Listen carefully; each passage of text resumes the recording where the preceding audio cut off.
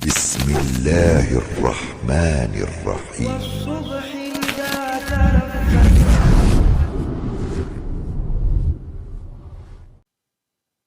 Apa contoh ketika melaksanakan ibadah bisa saja kita terjerumus ke dalam kesyirikan. Nah, jadi ambil contoh sesuatu yang mungkin sebagian kita sudah mengalami langsung. Jemaah dirahmati Allah Subhanahu wa taala, ketika kita melaksanakan rukun haji ataupun rukun umrah, ya, rukun yang kedua adalah tawaf. Jadi baik haji ataupun umrah, rukunnya salah satu dari sekian banyak rukun itu adalah tawaf. Apa itu tawaf? Mengelilingi Ka'bah, ya, mengelilingi Ka'bah dengan aturan yang sudah ditentukan. Jadi tidak sembarang ngeliling aja lah. Ya, ditentukan dari mana mulai, apa doanya, di mana berakhirnya, dan apa nilai dari pelaksanaan ibadah tawaf ini. Kemungkinan di dalam kok tentulah banyak yang sampai ke Mekah, ya. Ya, lah sampai saudara. Allah. Niat lah ya dah. Alhamdulillah. Lah yang mau bangkit bulan April esok sudah ayo. Hah? Apa bu?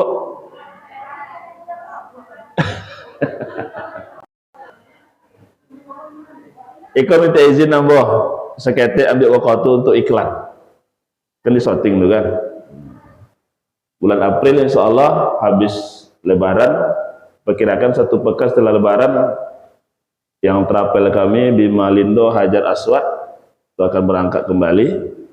Petanglah pulang. Ada mak yang ikut kan, petang sama orang nambah mak, ya. Ada sudah mak tu.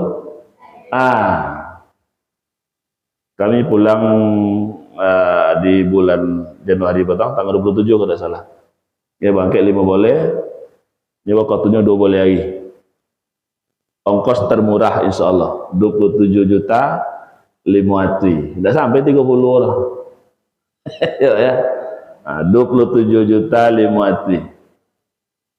Jadi potong kebetulan ambo langsung untuk mutawif, pemimpin rombongan yang membimbing rombongan di Tanah Suci untuk melaksanakan ibadah. Jadi sodo terapel itu mantap, tidak ada yang tidak mantap loh. Cuma ambo nonton itu terapel awaknya kan.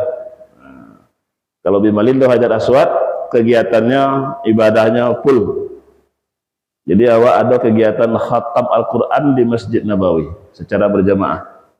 Jadi dibagi-bagi dua surat mungkin seorang orang, atau secik surat seorang orang. Maka dalam 2 malam atau 3 malam Al-Quran itu khatam, lalu dia khatamkan di Masjid Nabawi. Ya, itu salah satu kegiatan yang positif. Kemudian tahajud berjamaah, baik di Masjidil Haram ataupun di Masjid Nabawi. Cuma kadang di Masjidil Haram kok agak payah sebab ketat aturan. Jadi tidak sembarangan jawab kan, tapi tetap kita merencanakan untuk itu.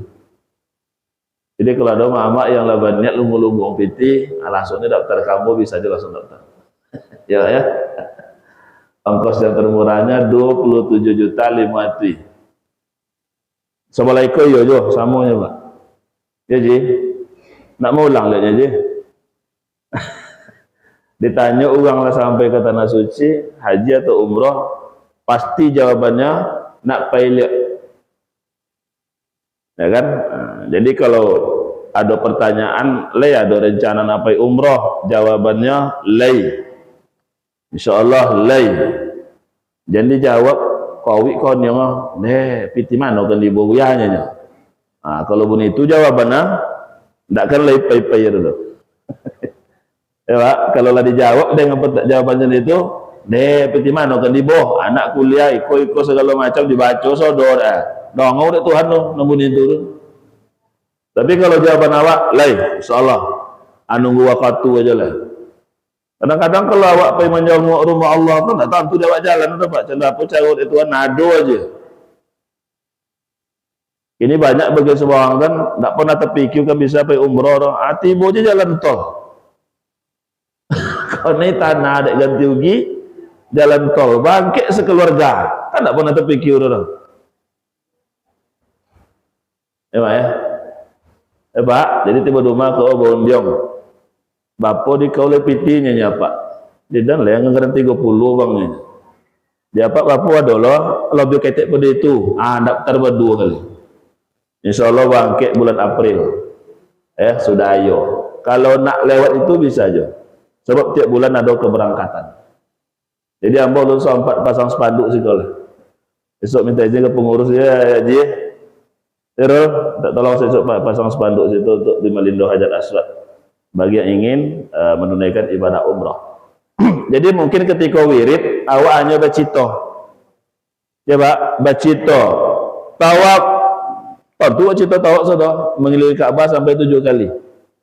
Dari mana mulai? Dari Hajar Aswad. Mana ambil dia Hajar Aswad tu sampai 7 kali. Tapi begitu sampai ke Makkah, ikosan dan Hajar Aswad tu. Dia nak cerita je lah kan. Kesan. Ikosan tawaf tu. Jadi biasa awak jalan kaki sewaktu mungkinlah ponek-ponek kaki kan. Tapi ketika tawaf 7 kali, tak tasu ke tu, bagak je tiba situ Pak. Banyak yang macam itu. Ya, maka luruskan niat dulu, ikhlaskan niat kita, yakin kita mengunjungi rumah Allah, semua kelemahan kita insya Allah Allah tutupi. Itu. Baik. Iklan lah sudah, sampai situ aja iklannya. Tinggal berpikir-pikir aja lah. Kan besok je buya semula, insya Allah dan cita-cita kau tu wirid kah? Langsung awak tengok kali mana Umar Abdullah tu siko. Ya kan? Dan mana Umar Abu Lahab tu sendokek-dokeknya Umar Abdullah dengan Umar Abu Lahab. Tapi Umar Abu Lahab lah jadi WC gini. Jadi Umar Abu Lahab jadi WC. Kalau awak terkonang lah kejamnya Abu Lahab, kini mohon maaf awak koncengi Abu Lahab tu, Umar lah jadi WC sampai Muayu situ. Yang mana bukit dompet Nabi membelah bulan, kesan. Ya, mana Masjid Abu Bakar, ikosan. Mana dompet Nabi salat istisqa, ke dompet esan. Jadi langsung awak bersuah di situ. Ya Pak, jadi kalau niat awak ada, insyaAllah PT 30 juta tu mungkin tak banyak bahan, usah-usah. Boleh ni kau ame kan 5 boleh ame. Lalu dia, tak sampai dah. Kini ame mahal. Jadi bo menjual ame, kau ame le sedamuk rumah. Ya, tiba nak pergi umrah, tengok je tahu dia. Kalau dan jual kau 10, kau tinggal le. Kalau macam itu ke kali, tak tentu seorang. Termasuk malam rumah bos dah. Nyelapati pergi umrah, tak je pergi dah. Ya, bersimpan je tahu. Tak masuk le. Tak doa ya, mana tentu. Jadi kalau awaklah sanggup, lakukanlah ibadah itu karena itu perintah Allah. Baik jemaah sekalian rahimakumullah, apa hubungannya yang mau sampaikan tadi? Ketika kita tawaf itu kan ibadah. Ya, ibadah. Dalam hadis Nabi dari Ibnu Abbas bahwa orang yang bisa mencium Hajar Aswad itu akan diampuni dosanya. Ada dalam Sahih Bukhari seperti itu. Itu dulu pemahaman awak. Cuman kadang-kadang dek kondisinya tidak memungkinkan, awak mau sampaikan ke jemaah, kalau awak bisa menyentuh atau mencium Hajar Aswad itu bagus. Tapi tidak semudah itulah. Ini orang-orang Pakistan, orang Bangladesh, orang Bahrain, ya kan? Itu orang-orang pada awak lah.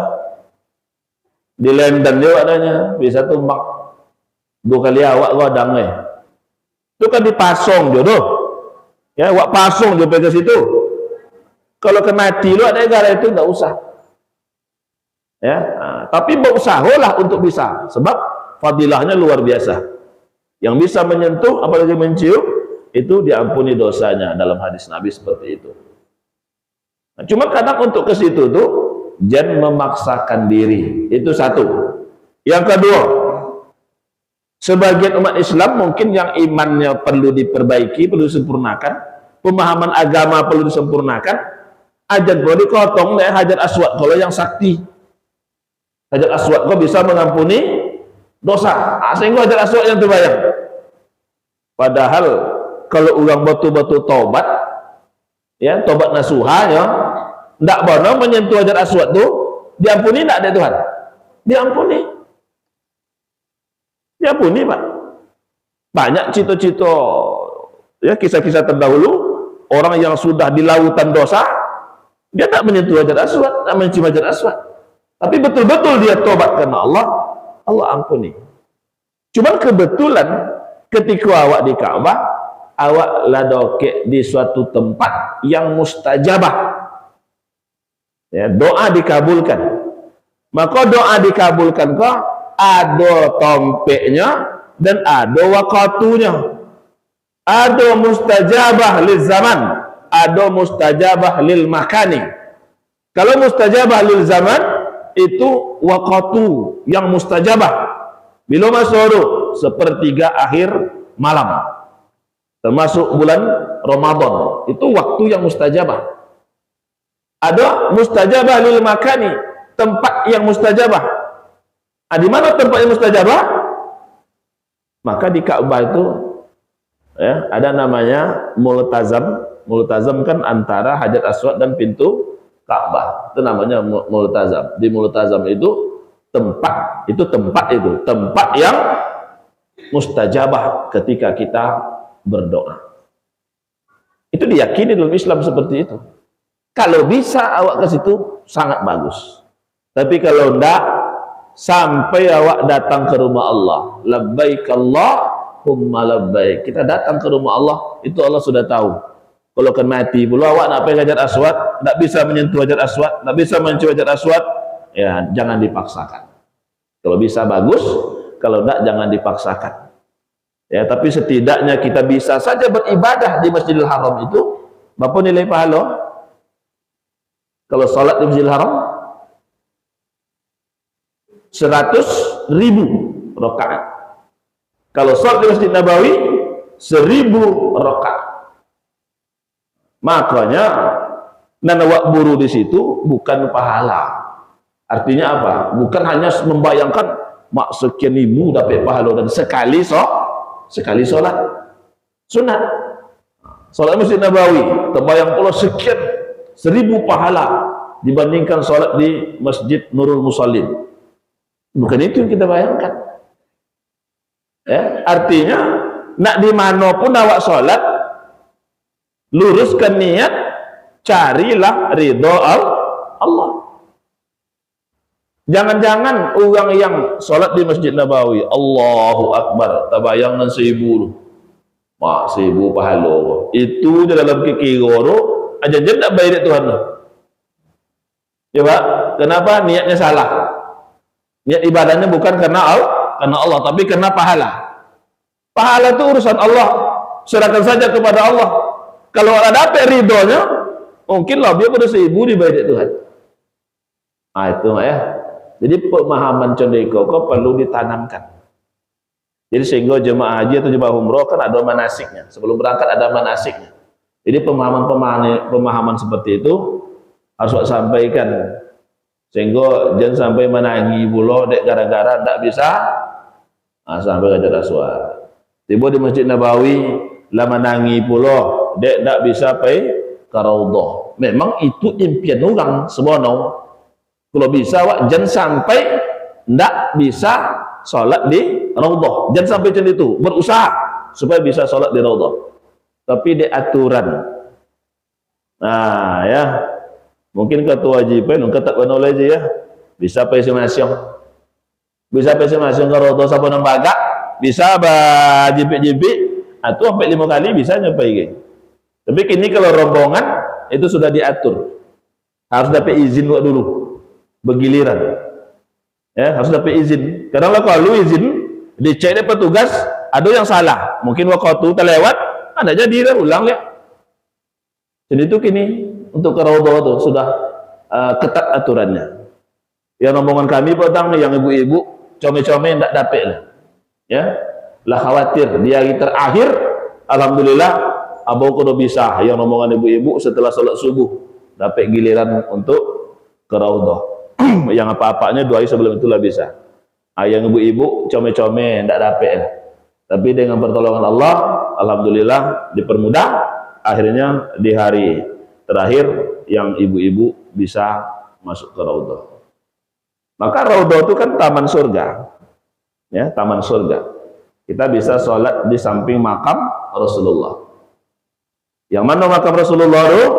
Nah, tentu yang sampai ke Raudhah nampak ada kan? Nampak terali warna-warna hijau.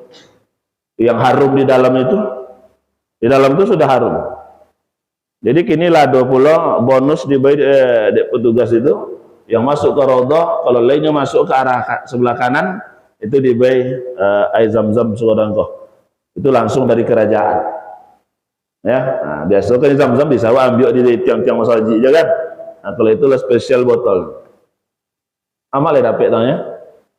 Nah, suradangkoh lah ya, memerek di situ. Tentu itu beda tuh. Artinya datangnya beda gitu. Udah spesial untuk jemaah yang masuk ke Raudhah. Baik jemaah sekalian rahimakumullah. Jadi ketika beribadah sekalipun, kalau awak tidak memahami, bisa saja terjadi syirik. Jadi kalau awak tengok orang India, orang yang hitam-hitam orang-orang itu kan, kalau lah sampai di Hajar Aswad tuh, sampai dia bisa masuk ke situ, jadi situ lah. Sedangkan di Jabal Rahmah aja, cukup bantu aja. Ya, di Jabal Rahmah, menangi-nangi cukup bantu aja di situ. Awak bukan suuzon. Kalau sempat itu memang dari hati, ingat Allah, karena kesalahan dan dosa, bukan karena tempat itu, nah itu tidak ada masalah, itu bagus. Nah, ya, mudah-mudahan tidak ada yang salah. Jadi awak berharap seluruh jemaah yang melaksanakan tawaf, yang melaksanakan ziarah ke Jabal Rahmah, dan ada yang niatnya itu salah. Jangan sampai ada praktek perlakuannya itu yang salah. Itu aja. Mudah-mudahan bisa dijaga sehingga tidak timbul praktek syirik karena kita sedang melaksanakan ibadah. Contoh lain, ada yang ziarah, ya, ziarah kubur, ziarah ke makam ulama, itu kan bagus, ya, ziarah ke makam-makam ulama itu tidak ada masalah. Kalau kita hanya menghormati orang-orang soleh, dulu kita ke makam Nabi pun berziarah, ya, berziarah ke makam-makam ulama, ya tidak ada masalah. Yang salah yang mana? Mohon maaf, ada sebagian, ya mungkin pemahaman tadi juga yang kurang. Tiba di makam ulama kok, tiba di makam orang soleh kok, diambil tanah kubu kok tadi. Ya, diambil tanah, beri kopo-kopo, tanah itu deh, dibawa pulang. Yakin aku kalau tanah kubu ulama itu dibawa pulang, umawa insya Allah aman, terjaga, ya, terhindar dari segala macam. Hebat mana di tanah tadi itu? Tanah sih belum ada tuh orang masuk tuh.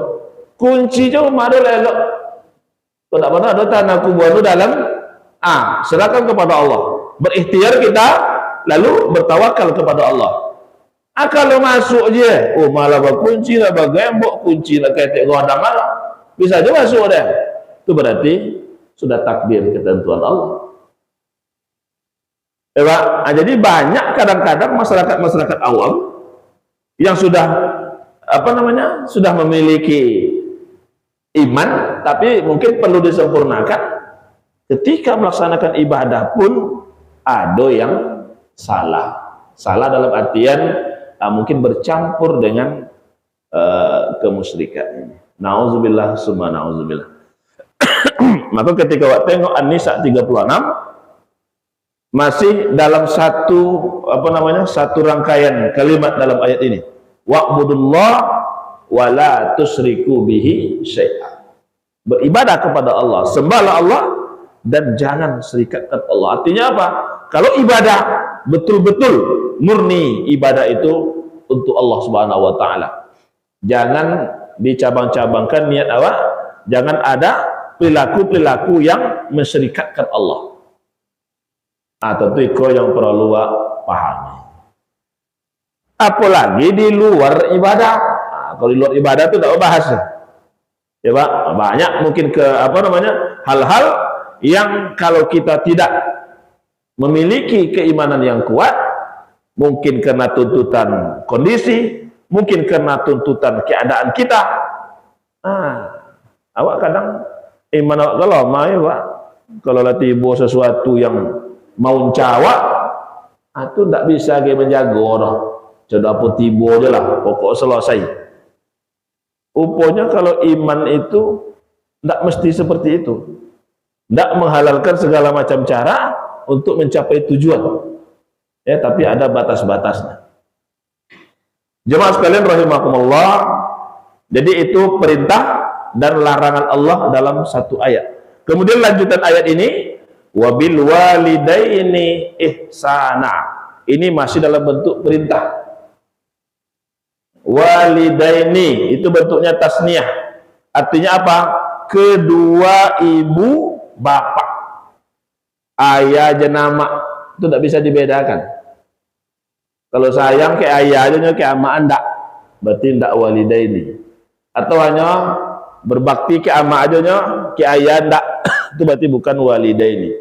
Dalam ayat Allah perintahkan wabil walidaini ihsana. Kira-kira awak nak dalam masjid ke ayah mak ke atau anak? Awak dalam masjid ke orang tua ke atau anak?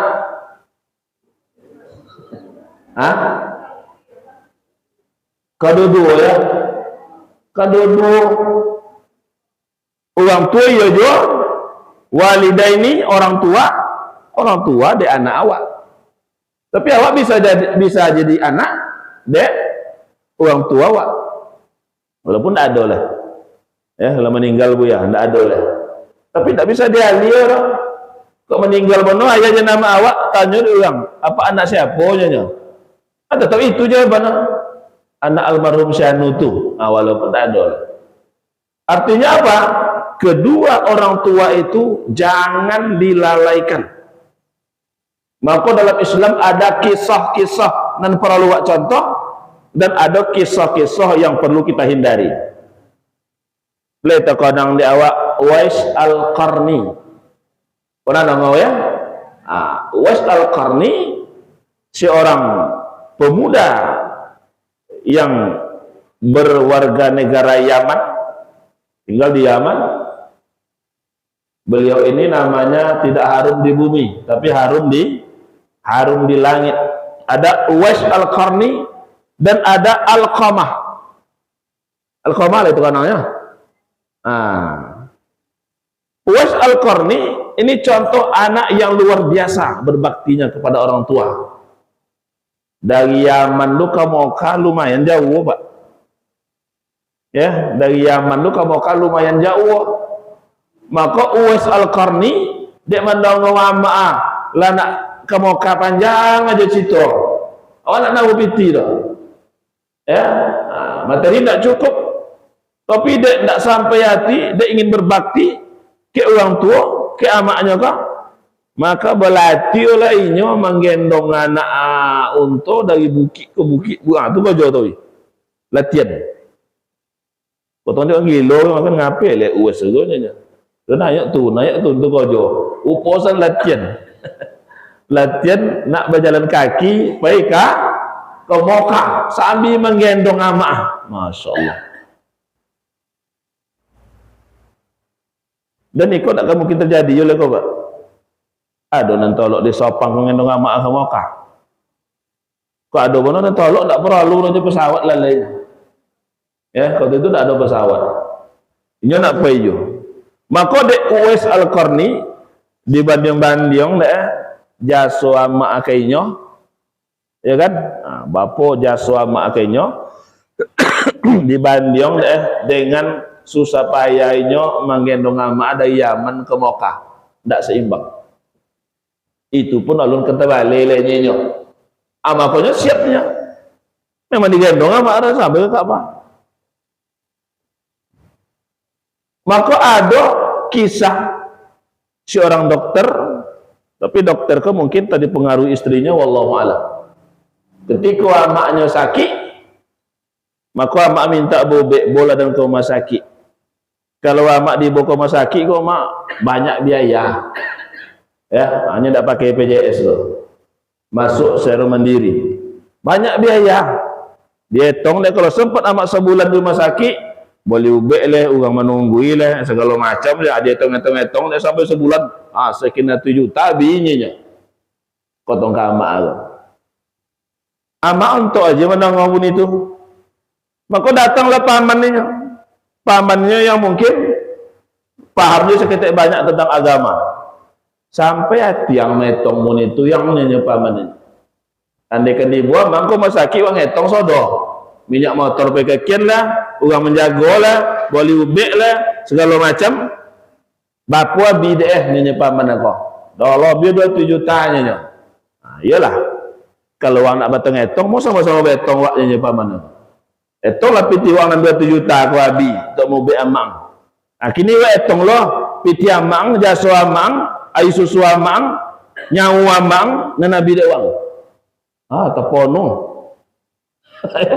Tepono. Bisa dibayu na 9 bulan dulu. 9 bulan mengandung ang. Coba uang masuk na itu. Bayi dong nak kena umur.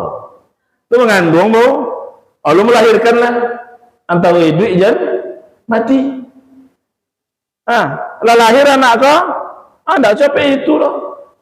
Karena berbulan-bulan dia bisa ngeluarin lah. Ini sempat pendarahan segala macam banyak lah. Aman dong paman buni koko tepono. Ndak mana juga ada opit yang 27 juta ada dong nyonya. Jangan sampai uang sebadan kau lah, sampai uang jadi kau lah. Nyolang uang lahir aja mungkin ndak terbayi piti 27 juta. Langsung tepono dibawa sama apa ibu be. Jadi jangan dapat hitung aja orang tua awak lah kan. Pak. Buyah, anak dah kini ke buyah, ponyong palo kan dah. Ya, ponyong. Dibekong dak amu atau ken dak amu, kau main dak amu. Sekolah lompek-tompek dak tamat-tamat SMP dia. Kadang jen copek bono bongi ke anak, Pak. Ya. Ambo lah ambo takuin kok sempat anak kau luwi-luwi lagi. Ya nyonya. Pona datuk pecito ke dan nyonya. Anak kau mana tontu kan.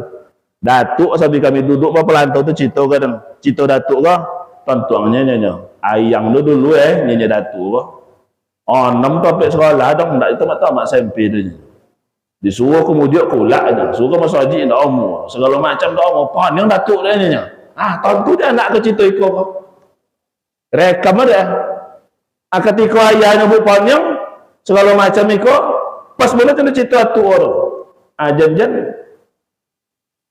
Jan sawi dia anak kau. Luwi aja ya pak. Pan yang ayah ada dan nyonya. Yo nyonya ayah. Ayah dulu pan yang dia ayah datuk nyonya. Alah mati kartu. Paham nyonya pak. Jadi arti wono. Tengok-tengoklah awak. Jangan mereka nanti buat anak lawak sudah itu dulu. Anda omong ke mas haji itu. Uposan datuk citong deh. Ayang tu potong bawa mas ayang dong nyonya. Berarti selama botok aja, nantu dia aja. Kalau sempat jadi itu, tentu awak yang kau naik. Ya Pak, jadi artinya orang tua itu tetap jadi contoh. Tauladan. Tapi walaupun contoh apa, tidak bisa dia liur. Ada istilah orang tua dua ke anak, tidak ada. Yang adanya anak dua ke orang tua. Itu yang ada. Ada orang tua le buya alhamdulillah, le seorang le. Ayah le meninggal, amak le ada le. Sonang ini. Ya, sonang. Ini nama orang tua Pak kalau mula labio 60, dan nyala 70 labio lah. Atau banyak puangai nak ketujuh di awak aja. Apun awaknya lewo itu dia buat dia. Sudah makan, kotong jual lun deh. Anak kalau ponek buat sambal apa yang nyaya, abu bayam. Itu apa lah? Panggang ikan masin, panggang ikan masin. Ini tu nak niyo kan? Allah buat dia anak. Beko datang orang datang rumah, Ceritanya apa cerita? Dah buat baca ke nasi ketujuh. Kok kobun apa segala macam. Tiba panen sawit, tiba dapat piti kota, pitiko segala macam. Dak terkonang-konang. Ya, dak terkonang-konang. Abi je sodo. Iko perlu topik dado tanya selego dan cendiko. Ndak ada orang yang selamat dah Pak. Kalau orang tua bahasa siom, ndak ada yang selamat. Tengoklah. Kok banyak bono piti, ndak leh tonang orang. Ya, kalau sempat orang tua yang disia-siakan. Nah, maka sampai ni kau kan anak awak. Awak jadi tuju ke orang tua awak, walaupun ndak ada. Kemudian yang terakhir yang kita bahas dalam ayat ini, wa bizil qurba. Dan berbuat baiklah kepada karib kerabat. Karib kerabat itu artinya siapa? Orang yang punya hubungan darah dengan awak, adik-adik. Ya, contoh itu sampai ke bawah. Itu namanya karib kerabat. Apa arti berbuat baik? Mungkin dengan materi, mungkin dengan sikap. Jangan sampai pula boleh rumah orang di ujung tu tak ada hubungan apa juga. 3 hari situ aja ya bekerja. Tiba balik rumah dia, malin dia. Tentu apa tertanya kan? Apa nak nampak akak tu? Wah dia nya nak nangkan bagaimana menantu, tak nampak. Patang kau balik rumah Syanu tu, situ aja ni. Memupu je kerjanya. Jadi masalah. Ya. Abu tak apa panjang itu kata. Ni kalau abu tahu ini kau ada di jawaban kan. Hanya buyan ada masalah bu ya. Pasti itu mungkin. Dia apa sampai contoh itu ada masalah. Nendak ada masalah tu nak lay awak suruh ada masalah. Cuma kalau dapat masalah itu sifatnya antara awak dengan karib kerabat, awak dia aja lama-lama wono. Ini awak urusan masalah seketiknya. Nan tadi juga. Nyinyo tu inyo nan mudiok tan. Tak akak nan dolak ko. Nyinya akak antok dan nanti mudiok tentang nak tahu wang nanya itu je seketik itu nya lah 3 tahun sandak buat wang nauzubillah tanah dulu baju lo nanya lo je wang kan bahaya ya maka tengok wang jangan sampai nanti bawa lutui anda terkanang nanda ada hubungan apa-apa juga hanya kawan di grup WA aja nya tulu ongo aja syukuran tiba bawa lutut tak terkanang.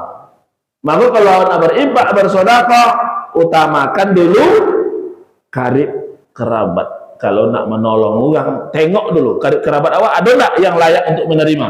Ada tak yang susah? Itu dulu. Ya, bukan yang lain. Maka nak boleh ikut terwujud, ya tentu salah satu yang tak bisa kita hindari baik hubungan. Elok ukhuwahnya, elok hubungannya. Tentu itu kunci dulu. Kalau tidak elok kan di bapong, no? Bapong lo nak sedekahnya.